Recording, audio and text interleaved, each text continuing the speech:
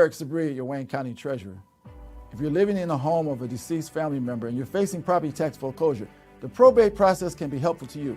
If you file a probate petition and notify our office, the foreclosure proceedings will be halted during the probate process. Contact us at 313-224-5990 or email us at taxinfo@waynecounty.com. We're here to help.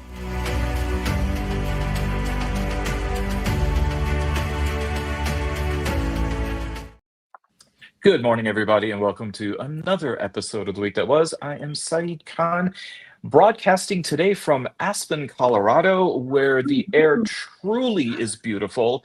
If I seem a little bit out of sorts, I'll blame it on the altitude, because, of course, that's what they do out here. You actually do feel the altitude. We're at about 8,000 feet above sea level, and if you get really high up at around 12,000 and you see the Continental Divide, it's a breathtaking part of the country. Are you at the Ideas Festival? I actually am at the Ideas Festival. Wow. Yes. You're one of those people that goes to the Aspen Ideas Festival.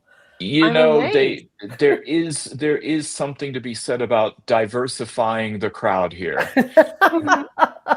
And whether it is for socioeconomic or other reasons, I'm that guy.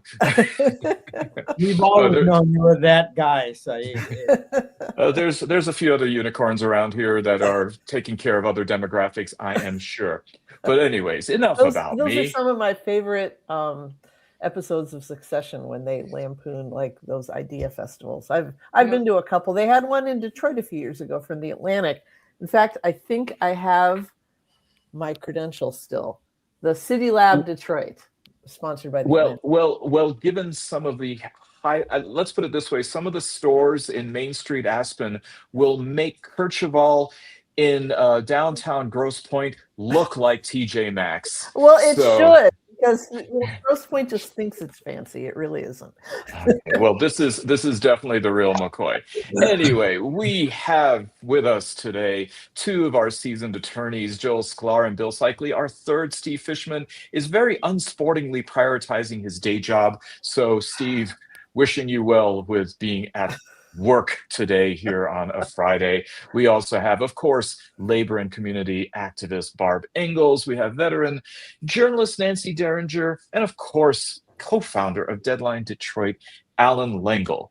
Well, let's talk about yet another round of primaries that happened. This time, a lot of focus on the state of New York, where it seems as though the primaries were quite successful for this new subgroup called the Democratic Socialists, particularly those which enjoyed endorsements from New York City Mayor Zohran Mamdani. We had for New York 10, Brad Lander defeating Dan Goldman, the incumbent. We have victories by Claire Valdez, Daria Lisa Avila Chevalier, and we have in New York 12, Micah Lasher defeating not only Alex Boris, but also scion of the Kennedy dynasty, Jack Schlossberg, who did rather poorly, I must say, at about 1.8. Yes, yeah. He basically got the margin that his grandfather did in defeating Richard Nixon in 1960. How many of those were dead, we will never know. Anyways, so what does this then mean? Because I'm noticing that, like, for example, CNN and others and the New York Times are anointing Mamdani as, quote unquote, the kingmaker. And of course, that can be both a blessing and a curse, and also something that perhaps we should consider the accuracy of that statement. Is this some kind of paradigm shift that's happening? Or, as Bill is shaking from 6 time zones away, maybe not. Well, I don't. Bill, you go first. Yeah, I don't. I mean, I hate the label kingmaker, and I'm willing to bet that Mamdani doesn't like it either. I do think that what it shows is a continuation of a move to both the extreme left for this country. I don't think it's the extreme left.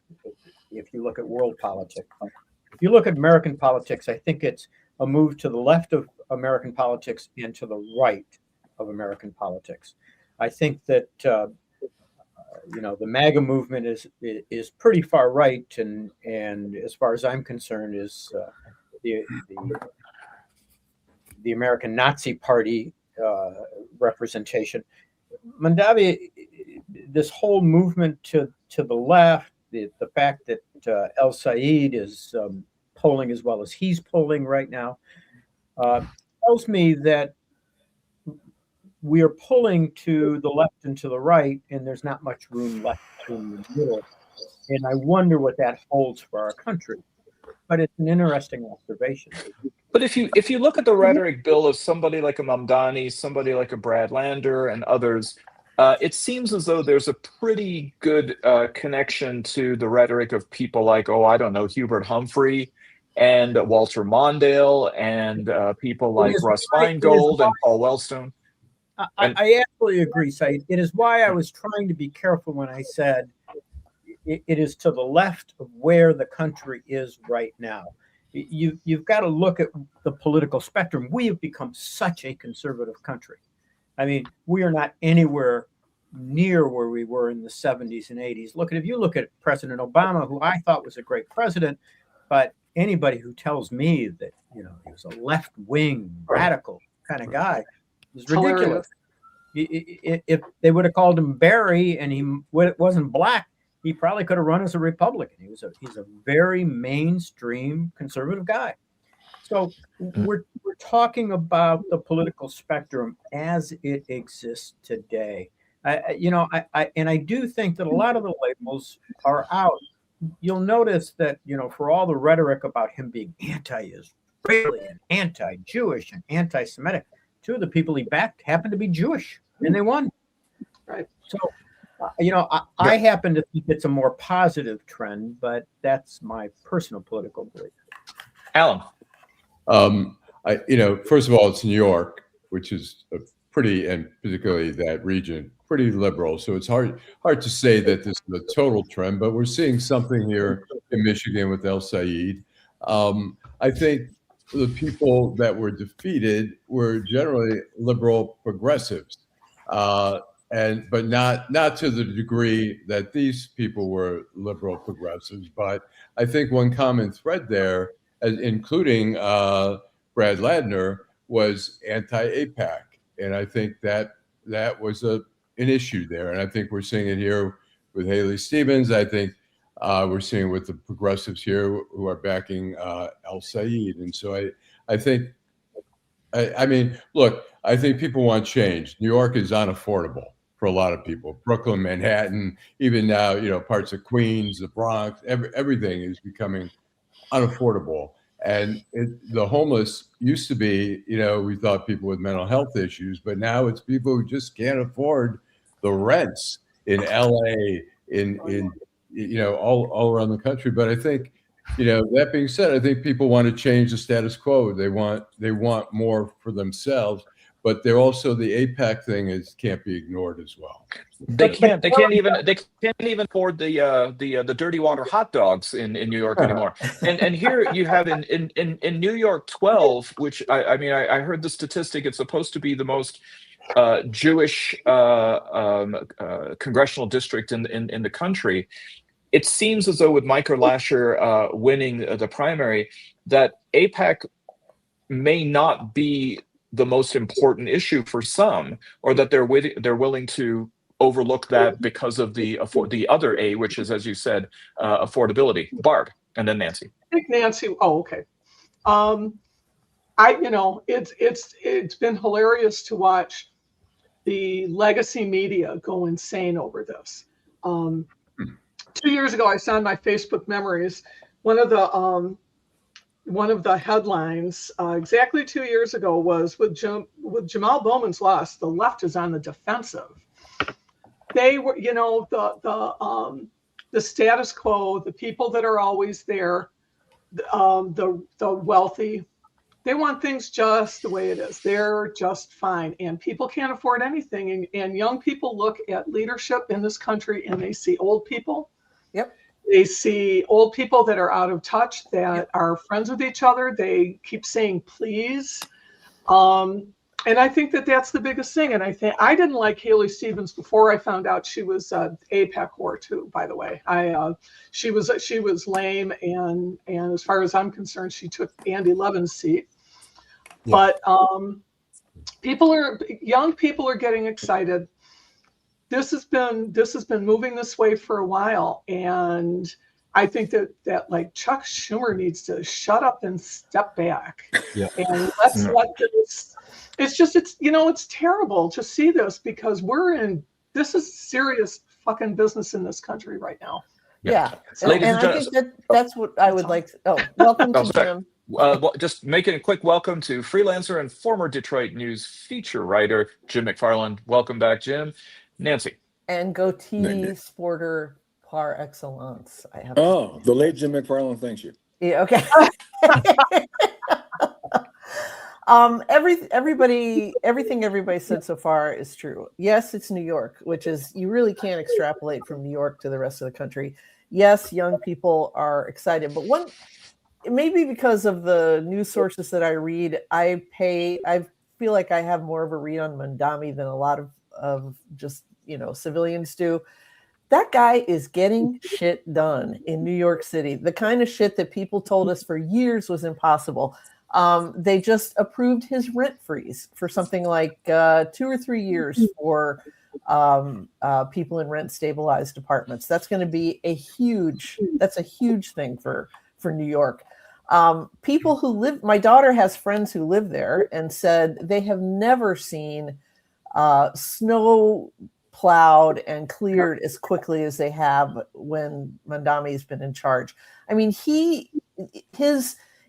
these right wingers, turn up their nose and laugh at his crazy plans for things like, free daycare and city-owned groceries. And it's like, this is what people want.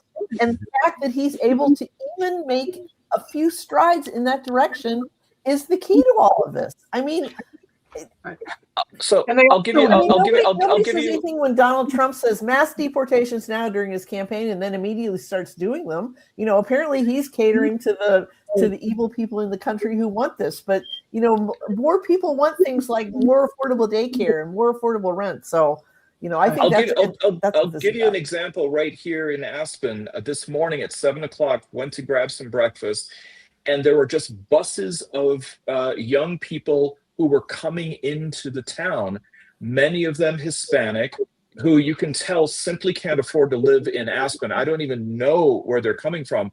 And it reminded me of Dubai, where, like literally bringing in an entire class of laborers to go ahead and work. I've actually done some reporting on this when I was at a nonprofit news site that shall not be named here. Aspen has an affordable housing program. Now, obviously, the fact that they're busing people in from what they call Down Valley means that there's not enough for everybody. But unlike virtually any other city like that in the country, they have a program where people who do not run hedge funds or have personal yachts are able to live in Aspen. There's a tax that's levied on every real estate transfer. It's 1%. It funds this program. They buy properties. You can buy them and own them, but you are bound by a covenant that it can only rise in value at something like 3% a year. And what it does is it enables Aspen to be a functioning city. I mean, teachers qualify for this. Even doctors qualify for this program. There's a guy who used to work for WDET, Rob St. Mary, and he was the one who told me about that because he went out there and he worked for Aspen Public Radio for a while. And he was able to get an apartment in the city because even at public radio wages. But, this is the thing about New York. People who live in New York, who, say the wealthy people who live in New York, they still want somebody to wait on their table when they go out to spend $3,000 on dinner.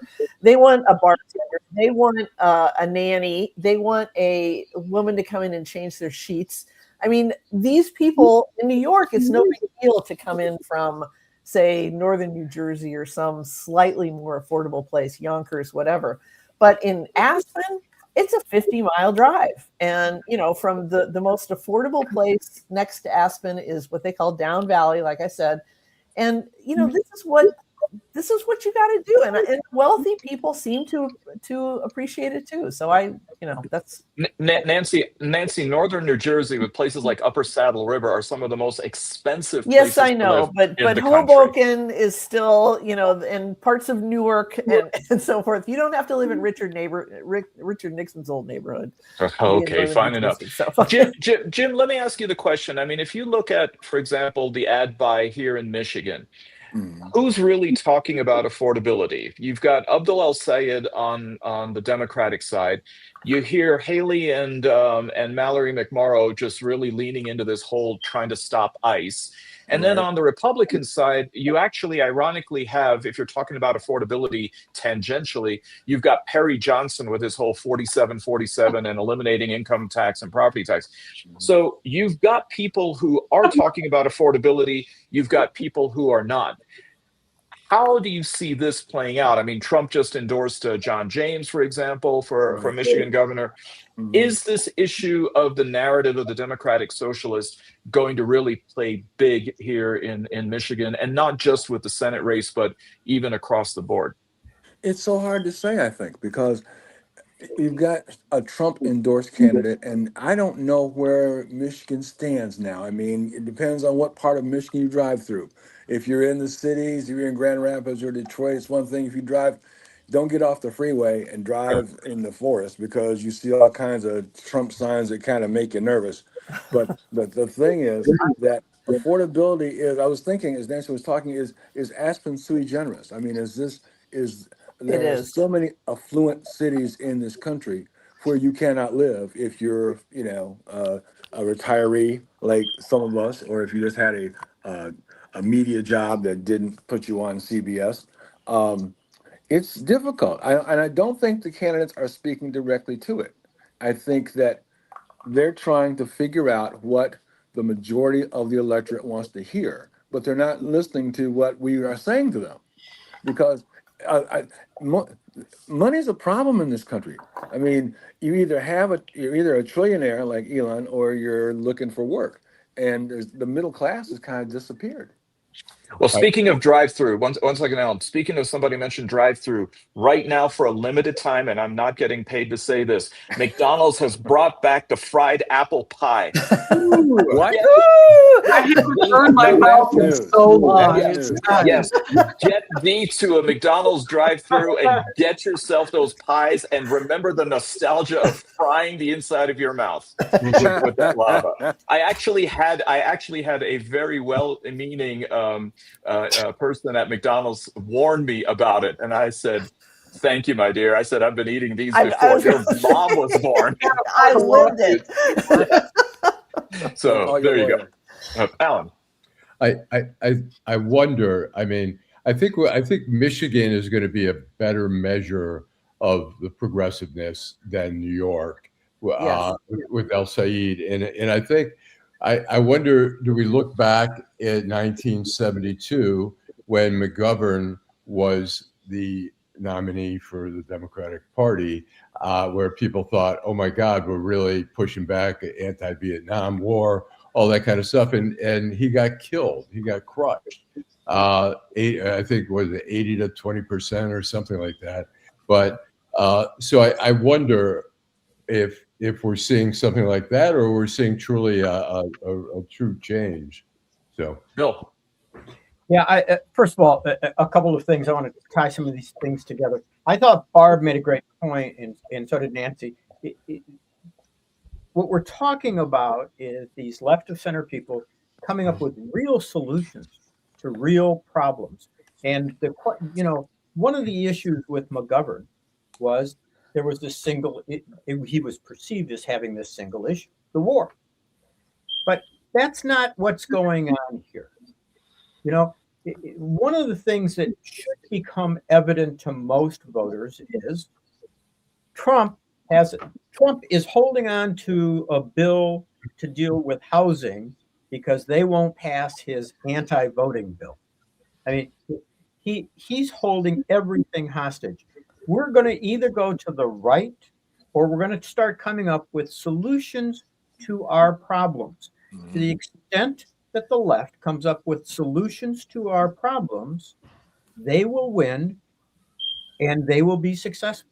If they don't, if it's just campaign slogans, and that's what I think distinguishes Mallory from Abdul al-Saeed, then I think that they're going to lose, because MAGA votes in a block. They never separate. And I want to point out one other thing. When we talk about AIPAC, I don't care. I mean, I know that they're a one-issue organization. They are a very conservative organization. They represent the conservative bloc, and that's what's coming out. Maybe it's my hope, but it's my prediction. It's going to be what bites Haley Stevens in the ass. Okay, Barb. I think that one of the things that's happened in the last couple weeks that's made a difference to me is the data centers are a huge thing, and Haley's all for them, because we can just ask those corporations to not use all the water, and DTE has always told us the truth. Always. So, every single time, but and I really hate to say this, but I'm switching my allegiance right now to Abdul el-Sayed, and I hate it, because I've followed Mallory and I really admire her a whole lot, but I think that she's kind of crumbling on a lot of these issues because of the really fierce opposition to everything. And I think that it's he's not as wild as you would think in his policies, but people understand that we can't say please anymore. We can't do half measures anymore. No. And I think that there are MAGA people, there are people in northern Michigan who are saying, wait a minute, we can't give up all of this, for what? For nothing. Have you seen the videos? Have you guys seen the videos of the data center in Dowagiac? I'm sorry. No. It's the loudest thing in the world. And people that live next door to it, you can't ignore it. You can't overcome it. And they're going to build one next to the Knoxville Zoo in Tennessee. These things have conservative people furious. I think, Barb, you're going to see that there's also this other corporate, anti-corporatist sentiment that's happening even closer to home. Amazon is starting to use drone delivery, and in places like constantly out there, in places like Warren, they're finding that this is not only constant, but it's somewhere around 60 decibels. Yeah. So, I mean, literally, it is a droning on of the sound of drones that's occurring. And something's going to have to give, and people are going to go ahead and vote their senses literally of how they're being violated. So, Allan. Sorry. I was going to address what Bill is saying. I think generally AIPAC has historically been conservative. A lot of progressive Jewish people don't relate to it. I've never been a big fan. They've always been diehard supporters of Netanyahu on questioning. And so I think a lot of people have not. But I think it's changed a little bit that AIPAC also represents, there are progressive Jews who who have never embraced AIPAC, but they still embrace the idea of the existence of a Jewish state of Israel, which some of these progressive candidates are against. And I think the AIPAC thing is becoming, it's a toxic word in the Progressive Party right now. But there's a lot of Jewish people who are very concerned about, like they asked el-Sayed if he believes in a Jewish state of Israel, and he said, well, are we talking politically? Are we talking power-wise? Are we talking about Hasidim? And for a lot of Jews, maybe younger generation, maybe the percentage is not as high, but of my generation, it's probably 90% they believe in a Jewish state of Israel who are Jewish. So the AIPAC thing has become a little bit changed. It's not just, even though a lot of people, Jewish people have not embraced AIPAC, particularly progressives, but they are concerned about some of the talk. The AIPAC, anti-AIPAC movement is really against the existence of Israel as a Jewish state. So, but I think Allan, But I think Allan that the narrative of AIPAC seems to be mutating. I mean, there was the whole issue about AIPAC seemingly supporting Israeli action in Gaza, which some categorize, of course, as a genocide. But now it seems as though AIPAC represents this idea of calling for unlimited support economically and financially to Israel when it comes to weapons and other form of support. And so you've got to shift from then the geopolitical to the economic, which then doesn't necessarily center the issue of the existence of the state of Israel, but just what is America's role when it comes to funding another sovereign state. right, I agree that it's not. I mean, there's a lot of people who question Netanyahu, question the policies, question. They're not 100% carte blanche for Israel getting everything they want, but it comes down to a lot of Jewish people saying, I want the Jewish state of Israel to exist and exist as an ally of the U.S. Obviously, that's been questioned and challenged, but the bottom line is for Jewish people, some people feel threatened by that.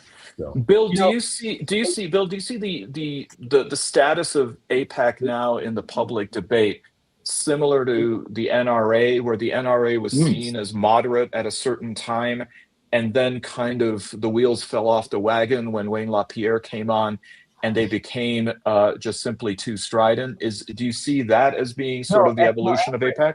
Actually, I think AIPAC's become toxic,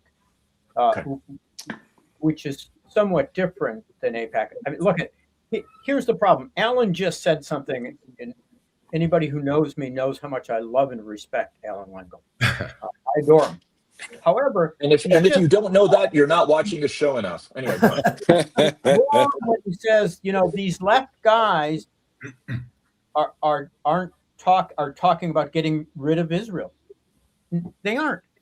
Nobody's talking about getting rid of the state of Israel. What people are talking about, and in my humble opinion, what they should be talking about, is some balance. For God's sakes, who's talking about? Now, wait a minute, Allan. Hold on. Yeah. Okay. Who's talking about what happened in Gaza? Who's talking about investigating why the Israeli government did what they did in Gaza? And who's talking about a Palestinian state in which Palestine respected in the same way Jews are respected in Israel? Nobody. And that is a fundamental problem. And that is why AIPAC is becoming toxic. They are worse than the NRA because they're going to cause people to push away from anybody who they support. Now go ahead, you can come at me. Right. No, I think, look, the question is not. There's plenty of Jewish people who have been critical of Netanyahu and critical of the war. There's people, you have to remember that there are people on both sides, the extremists in Israel and the extremists Hamas. Some of those people don't want a two-state solution. They want Israel. They want Israel to be. You said that the left-wing politicians in this country aren't supporting the concept of the Israeli state existing. I haven't heard of it. I heard one of them. Not one of them. Joel. Mamdani has said he's not supportive of a Jewish state of Israel. Am I misspeaking here? Well, I don't think he's framed it like that. If I recall, he said that I support a state where everyone's rights are respected and have equal rights. He is very nuanced in his language. Joel. The American relationship with Israel should evolve. I mean, this is how it's going. Their history dictates who's right, I guess, who's wrong, whose cause is worth fighting for. The way that Israel waged a war caused people to be shocked and to be horrified. And so I think, Joel, right now, the biggest challenge for AIPAC is twofold. One is, unlike the NRA, which actually can fall back on an actual amendment in the Bill of Rights, something which AIPAC cannot do regarding support for Israel, is the recent revelations about Israel upping its spying on the United States, and then also allegations of election interference both in the U.S. And in some European countries. So I think that's where the challenge is. But some would categorize this as either a mutiny, a rebellion, or just simply a pushback on President Trump when it comes to his own Republican Party.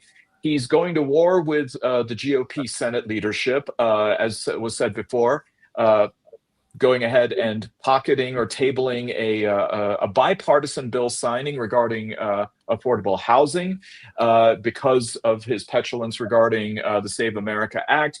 He's also furious with the resolution calling for circuit breakers on the Iran war.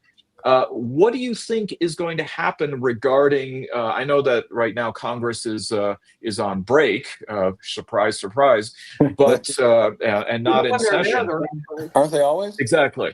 But the midterms are certainly coming sooner rather than later. What is this going to mean for the Senate? Particularly, I don't know about Mike Johnson with in Congress since he's such a toady, but are these senators responding to what they're hearing in their own constituencies, or have they just simply on their own accord woken up to smell the coffee and saying, Trump is really now toxic and radioactive? Jim? Both. Okay. Oh, I think it's both. Yeah. Okay. I think that, you can't really kind of group those senators and say they all think this way. Some of them are obviously afraid of losing their jobs because they've followed the great orange hair way too long. But I think that there's a sentiment, if you just kind of smell the roses in the country, you see that there's a real turn, that people are saying this guy who's leading our country is a fool. And I'm concerned about the people who don't understand it. I really, I see people, I have many friends on social media who are Trump supporters. And I try not to talk to them about politics because I liked them once before. I will probably like them again someday. But right now, they don't get it. And what disturbs me is that they don't get it. It seems so obvious to me that our country's going down a hellhole, and this guy who has no idea what he's doing and only surrounds himself with people who will kiss his ass will support him, and they don't see it, and it worries me. But I think that senators in general are they're wisening up. They're seeing it now. Many of them are. I was just going to go back and say what needs to happen in the Middle East is for both sides to acknowledge that each side is not going away, that Israel's there and that the Palestinians are there, and they have to work that out. When both sides keep thinking they can eliminate one side, that continues that spiral and the endless justification. We've got October 7th, and people say Israel deserved it. And then Israel says, well, we've got to respond. So they go into Gaza. And it goes back and forth. And but anyway, so I think that has to happen. And when you have extremists on both sides in charge, it's not going to happen. Yeah. Wait. First of all, I want to go back to what Jim said because I think he was right, and I think that the most important senators that are going to revolt are those who Trump has already fornicated. I hate to say fucked. He's already screwed because they've got nothing to lose. They've already lost their job, and I think they're going to come after him. Secondly, I think that Allan's right. I'm reading this book, The Future is Peace, and I highly recommend it. Written by whom? By an Israeli and by a Palestinian, and who both suffered severely and gotten together and said, look, we need to change this. But more importantly, I want to go back to AIPAC and why I think that the Israeli lobby is going to be in trouble, is going to have a backlash that they're going to regret. And that's because I think a lot of Americans realized that the reason that we had this war with Iran and all this disaster has occurred is because Israel was going in and Trump said, let's go in with them and kick their ass and have a great success and I'll look strong. And then he realizes, boy, that didn't very well.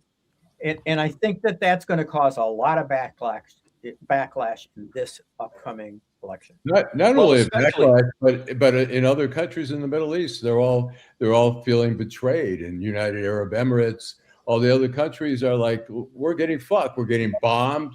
This fornicated, please, fornicated. They're getting fornicated. Yeah, they're getting Screwed is fine. Yeah.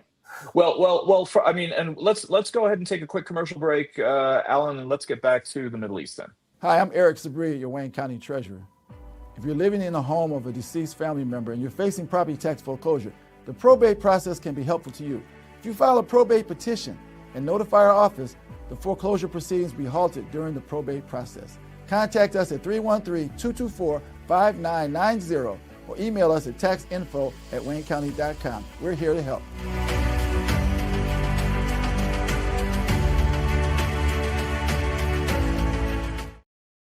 Well, just to show, sorry, go ahead, Barb. New York City, Detroit, Royal Oak, Birmingham, Aspen, Colorado, Grosse Pointe, everywhere in this country right now, people can't afford anything. Mm-hmm.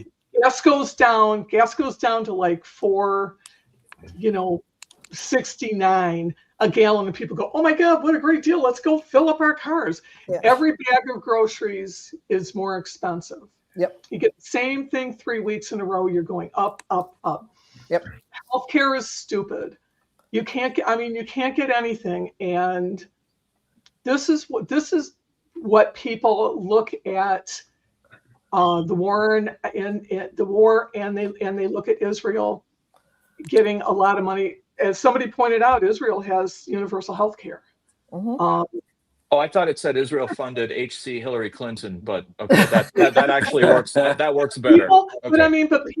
People are really, and this is where Abdul and Mamdani and all these people are making inroads, is because they're facing the fact that all this money is going there, and we get nothing. We get yelled at for the reflecting pool falling apart. We get people are getting picked up for not taking down social media posts for against ICE.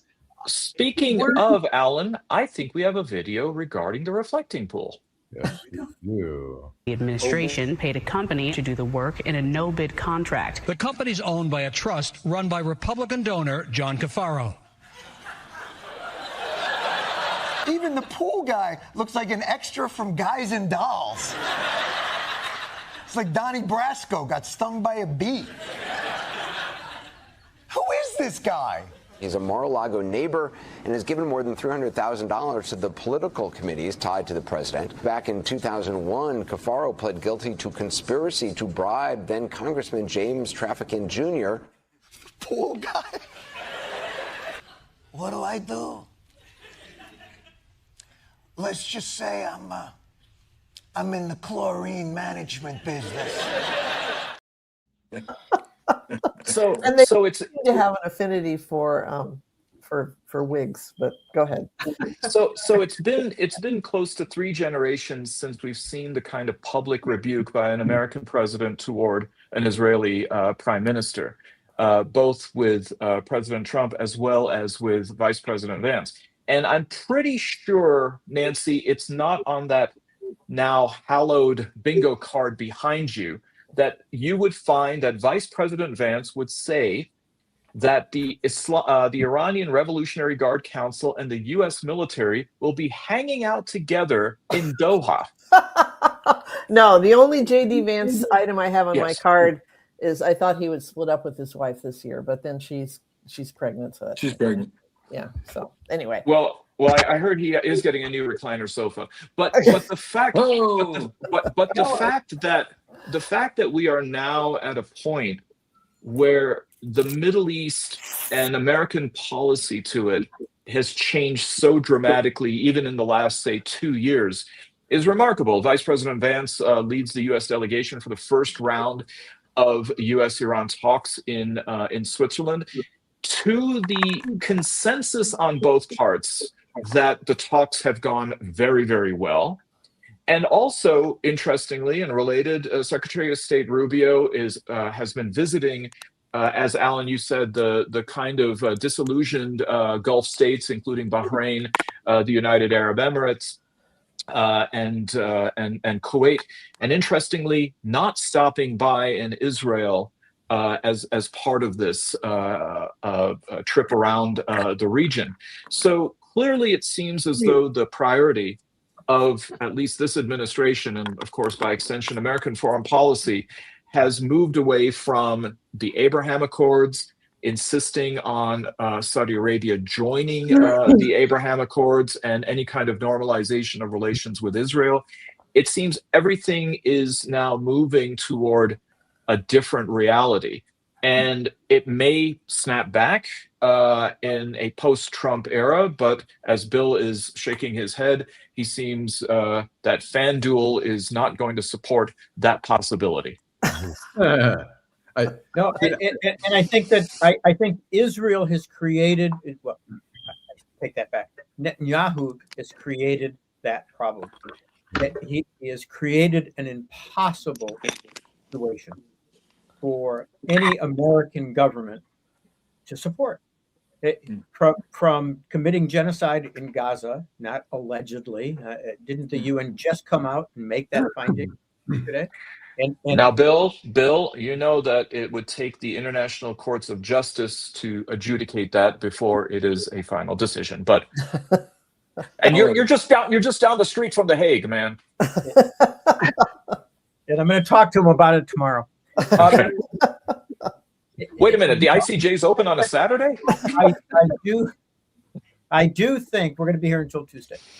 I do think that they've created an environment in which the American people, and therefore the American government, even Trump, for God's sakes, even Trump is looking at this and going, "What the hell did you get me into?" And can't support Bibi anymore. So I think that they've really overplayed their hand. Now, it could snap back in this regard. It could create an atmosphere for a more reasoned approach to what goes on in the Middle East after Netanyahu and Trump are both gone. And that's my prayer. That's my hope. Good. Allan. I look, Netanyahu is a bully. He tried to bully Obama. At the end, he tried to bully Biden, and he did. And now, you know, and the same thing with Trump. So I agree. He's a public relations disaster for Israel and the Jews. There's an election this fall. A lot of, hopefully there'll be enough to get him out. I wanted to address Barb's, and I'm not sure you were intimating this, but the fact is the U.S. does not subsidize any of the socialized medicine in Israel. The fact is that the U.S. has bases everywhere in the Middle East. We got attacked on 9/11. Israel is an ally there in the same way that Qatar is an ally, the same way that we've got bases everywhere that we're spending a lot of money on that. So I'm not saying, and again, Bill, I'm not saying that there should be. I've never believed in carte blanche for Israel. I thought Joe Biden should have cut off Israel at some point and bullied Netanyahu, but it was the opposite. But Allan, you said that we're not subsidizing their healthcare program. This is well. Wait. Okay. Michigan State taught both of us this economic fact: money's fungible, and when we spend the money for their weapons and other things, and they don't need to spend the money there, they get to do it to subsidize their health. Looking at it. You know who's not doing that? And you know what the American people are beginning to realize? Nobody's doing that for the American people. No. Right. Absolutely right. For the American people. And we ought to be. That's exactly I mean, that's exactly what I was going to say, Alan. And I'm almost everybody on this thing had World War II parents, right? Or World War II family. And we remember why this was, it was drummed into my head as a child of what there is a state of Israel because of what was done to the Jewish people as a whole. And that we were raised to believe in it. And I do. And this is so horrible that we have come to this. And I really, and it's so upsetting to me. But the fact is that people are turning against that country. That's one of the reasons. And then there's Bibi and Gaza, which can't be ignored.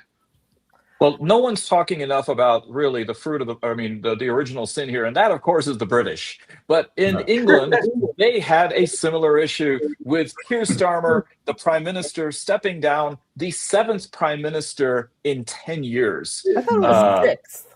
But I could be wrong. 6 and 7. Yeah, Okay. I mean, that Right. whole New thing. guy is 7. Yeah. And so now it looks like the presumptive prime minister is going to be former mayor of Manchester, Andy Burnham, to which, of course, Trump had some comments to go ahead and make. But the fact that in the UK, similar parallels can be made to the Democratic Party here. Labour is getting hollowed out. You have the rise of the Green Party with Zach Polanski. You've got the more pernicious rise of the Reform Party, although they really kind of, Nancy, I need a ruling or a fatwa from you. Would it be auto-fornication or self-fornication? Auto-fornication. Okay. So Reform is auto-fornicating itself. In how they handled the Makersfield or by-election that Burnham had actually won the seat in Parliament for. So I think that there's a trend that's going on. And now some, of course, are in England championing this as a rebuke of Keir Starmer because of his support for Israel regarding Gaza. But it seems as though it's much, much more complicated than that. It is, again, about affordability. The prices on everything in Great Britain are going up. And given the fact that climate is now starting to impact people, there were lines, people, to buy fans and portable air conditioning units in England, the same way that we line up for, as Americans, I don't know, sneakers, but with the same level of desperation and urgency. So they said 40 people have drowned in France since the beginning of this. Can't they swim? In the body of water. You wouldn't want to swim in the Seine. They need Nancy. Lifeguard. 40 people have drowned, and another 4 million have drowned their sorrows in the anxiety about the heat. So there you go. To do that. Yeah. I have a friend that lives in Brighton, England, and she does these reels on Instagram, and she says, I grew up in Georgia. So extreme heat I am not a stranger to that, but she said, this is insane. This is inescapable. And doing everything that you can do, and you don't see people on the streets. You don't see anybody. They're going to the pubs because they're British. So that's what they do. But I mean, this is terrible in France, Spain.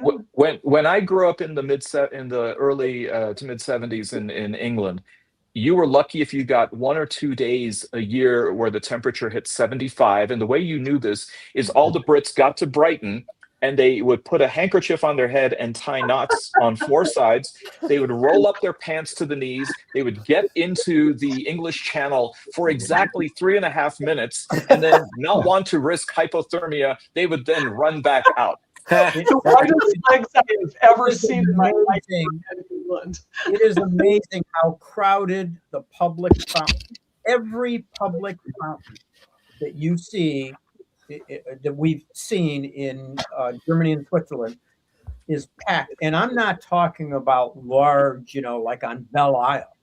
I'm talking about small fountains where there'll be kids and moms in bathing suits, where if you can get a dozen people in it, it's packed and they're taking shifts. It's incredible. Yeah. But isn't it funny how in this perspective, we take air conditioning for granted? Yeah, we do. We don't even think about 1 out of 4 people in Europe have air conditioning. Yeah. That means that, and people but temperatures have never been this high. They're Right. higher now than they've ever been, and they're not ready. It's but really bad track. Jim, don't you know climate change is just a hoax? Well, Yes, I've been saying that the for other years. thing that's infuriating about it is there are these. I mean, MAGA believes this. I mean, MAGA believes that climate change is a hoax, and oh yeah, we're going to have a flash. We're going to have epic hurricanes and storms and all the other things that kill and inconvenience people. Hey, dear leader says it's not true. But fear not, Nancy. Fear not, Nancy, because we are going after any kind of possible hoaxes, and we are correcting them. Outgoing Director of National Intelligence Tulsi Gabbard has released all kinds of declassified documents alleging that Anthony Fauci, as well as a good part of America's intelligence services, have been responsible for the cover-up on COVID. Oh my God! There was a Tulsi Gabbard story in the Washington Post. I don't know if any of you guys read it in the last week about her slavish devotion to some fucking Hindu guru that she followed, growing up, and feeds her lines, that she's supposed to say on cable news, and they, you compare the memo to what she actually said, it's almost verbatim.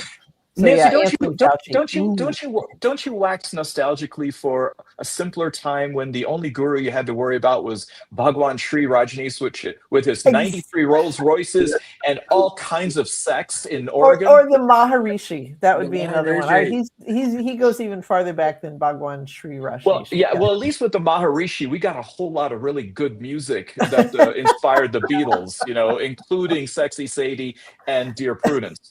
So it looks like an alumnus of Detroit Cooley High School is stepping in, this is Chet Pitts, to file suit to save the high school from demolition. My lawyer friends on the show, seasoned attorneys as you are, what are the prospects that you can see this one man's jihad / crusade / endeavor? None, I think.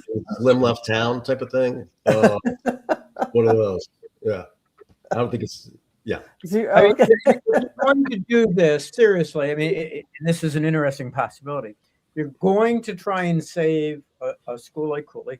What you've got to do is come up with the money to buy it. There is no other.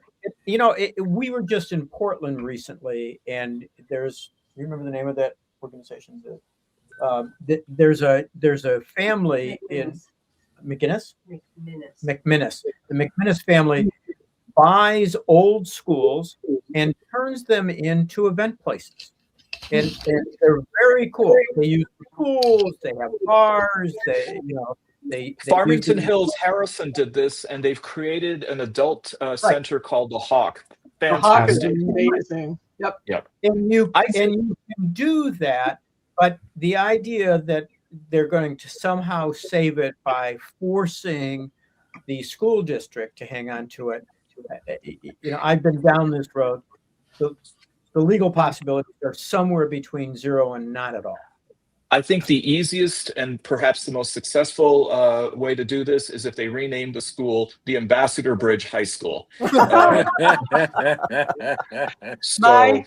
high school is now a Meyer, and good riddance to it. Who cares? It's another fucking building. My high school is no more, Barb, because the population of Lapeer declined enough that now they only need one high school. So I went to a elementary school in Detroit called Holcomb, and it was a beautiful little school. It was really beautiful. It was really well made, and it had little courtyards and all over, and it's empty. And there was a group that was going to turn it into a community center, and something fell through, and they finally and the vandals got into it, and it's just the saddest thing. It is sad. We have $1 trillion to all of these buildings. Yeah. Well, it's like my non-Hindu guru says, Nancy, never underestimate the power of post-industrialization and crystal meth when it comes to towns in mid-Michigan. So, and when I say my guru, I do really mean the magic 8-ball that's still floating around somewhere. Allan, why don't we go to our last segment? Downtown Detroit, Robert Wells, Schmuck of the Week. All right. Well, I didn't cover it, but I want to go ahead. And since Steve isn't here, we have to just mention briefly the whole idea of Dusty May, the now former University of Michigan basketball coach, wins the Natty for it. But just like Jim Harbaugh is on his way out to the pro leagues, where he's going to be the head coach for the Dallas Mavericks. We are going to really miss Steve Fishman's analysis about this, but maybe we can kick it to next week. Anyways, by the way, I want to give some kudos to Steve. He's not just working; he's in a seminar teaching attorneys how to practice in the federal court system. Wow, absolutely. They should learn from the best then. Yes. Yeah. I didn't know if that was classified information, but Bill, Tulsi, Gabbard, Seikaly, thank you for declassifying. I have a quick story about that. I have a quick story that I was having lunch with Abram Cohn, the federal judge. He was probably 96. I was having lunch at his house, and I said to him, was there any attorneys that you love to see in court? And he looked up at me and said, Steve Fishman. And I said, anyone else? He goes, I can't think of any right now, but Steve Fishman, yeah. Steve, we miss you every time you're not on the show, my friend, but you are doing some great work out there. Jim, who's your schmuck? It's Dusty May. He struck when the iron was hot. I give him credit, but and he had said he would never take another college coaching job. Hey, college coaching job. But you get the crown. I can't tell how many U of M alumni fans he has just crushed with this. Not that we expected to do it 2 years in a row, but you jump off the ship when you are sailing that well. It hurts. All right, Barb. Mark Wayne Mullins, Todd Blanche, J.D. Vance, who came up with the proud revisionist history that Richard Nixon was not so bad. Yeah, that's great. Well, in comparison to Trump, he wasn't so bad. But he was. But he was. He really was. And it's this week, I think, was the anniversary of the Watergate break-in. And I was raised in a house where we read the papers and we talked about it all the time. And when the hearings were on, my mother had a terrible accident and broke her back, and we lived behind the high school. So I would go. She got better, but I would go in my lunch hour home to check on her, and then continue skipping school after that. But we would watch the Watergate. At Redford High, we would watch the Watergate hearings together. And what happened in those hearings is it proved that the checks and balances will work if you allow it, and that good people should be outraged by the criminal behavior of anybody who breaks the law. And it's so silly now. And I mean, JD can, in the words of Jeff Tidrick, who writes a very funny sweary column, JD can go fuck a couch. or fornicate a couch. Barb, skipping school to watch the hearings, I mean, is up there with Anthony Michael Hall in the Breakfast Club getting a fake ID so he could vote. But we need that kind of civic engagement again. That was the best reason I ever had for skipping school. The rest were just, I don't want to go. I don't know. Price is Right. Can't beat that. Bill. Didn't watch TV. I have a trioca of candidates for Schmuck of the Week. Certainly Todd Blanche for admitting, it didn't come right out of admit, but conceding that he violated the law by not releasing the Epstein files appropriately. Tulsi Gabbard for claiming that these documents that she released somehow proved that Fauci did something wrong. If you look at the documents, they don't do that at all. And finally, one of my favorite schmucks, Scott Jennings, who said famously on CNN the other day, "Oh, you watch and see. whatever Democrat gets elected is going to try and take all the Trump names down off everything in Washington. Hell yes. That's why we're going to vote for him. Really? How long did it take to figure that one out, Scotty? Beam me up. I think Scott should just go and swim underwater in the reflecting pool to show his devotion to the president. That would work. Yes. Nancy. Well, even though I'm probably going to vote for him, I got to say Abdul El-Sayed, who apparently is the recipient of a $250,000 donation to his PAC from the owner of the Physicians Revenue Group, Mansour Ahmed. Guess what Physicians Revenue Group does? Tries to collect medical debt. What is one of Abdul's primary issues on the trail this year, or this race? The crushing burden of medical debt. So, $250,000 is a hard sum to say no thanks to, but what are principles if we don't stand up to them? So there we go. Can we all criminalize political candidates dancing in their ads? Yes, I think we definitely should do that. Okay. I think there's bipartisan support for that. Yeah. Okay. Joel. Okay, I'm going to go with Senator Bill Cassidy, who first showed a spine and then showed that he had none.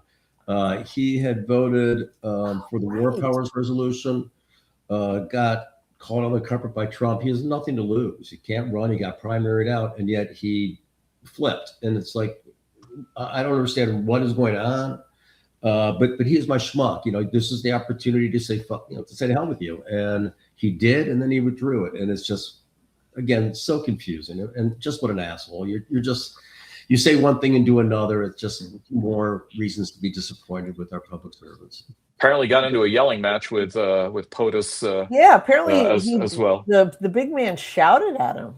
That's ooh. Can't do that. Shout back at him and say, you're a moron. You're an idiot. Doesn't anybody shout back at Trump? Well, somebody should. Did you see the photos of Trump standing next to John Thune, who is officially set at 6'4", and Trump standing next to him is clearly not 6'3"? So there is that as well. Okay, what do we got? Allan, I guess. Yeah. I'm going to go with, I got a couple. John James, who right after his endorsement, he showed up on Trump's endorsement of him, showed up on a podcast, The Benny Show, and attacked Jocelyn Benson and said, this is the same woman who lied to us and said that we have the safest and most secure election. We know in 2020 she rigged and manipulated the election process to defeat me and President Trump. What an asshole. There is no bigger suck up. This guy is just a sponge, man. And my other person is the owner of the Poetic Coffee Shop in Brooklyn, who gave Dan Goldman shit for his little daughter, I think a 7-year-old, needed to use the bathroom, and he bought a cup of coffee just because she used the bathroom. He thought it'd be the right thing to do, and he was lambasted by the owner, who basically said, don't ever come in here again, and blah, blah, blah. And I just think it just fuels the hatred in a community when that type. I can understand you having a strong view against somebody who has a opposite view of yours, but I just think the response was inappropriate. There we go. All right. So I've got three. May I ask you to apologize? I'm sorry. May I ask you to apologize to all the assholes out there for comparing John James to them, please? He's their king. Is that He's their king? Are you registering that as a special interest group that you're representing there, Bill? It's amazing that you can be outside the country and say these things about this country, Bill. Tisk, tisk. Try saying that once you're back in America. See what happens when you try to come back. I would scrub your social media right now. My God. All right, well, I've got three here. First of all, Michelle Bannister, 47 years old, from St. Augustine, actually it would be St. Augustine, Florida. who is charged with a felony for pickleball rage.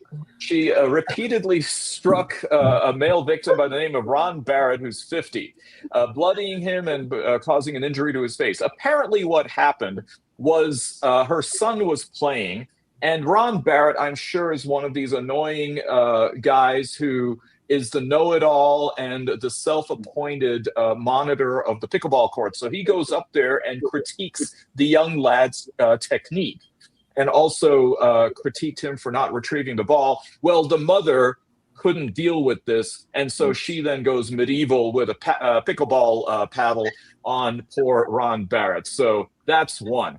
The other one, a little bit closer to where you are, Bill, is influencer Clavicular, real name Braden Peters, who has announced that sadly he struck out in Paris in trying to land a babe.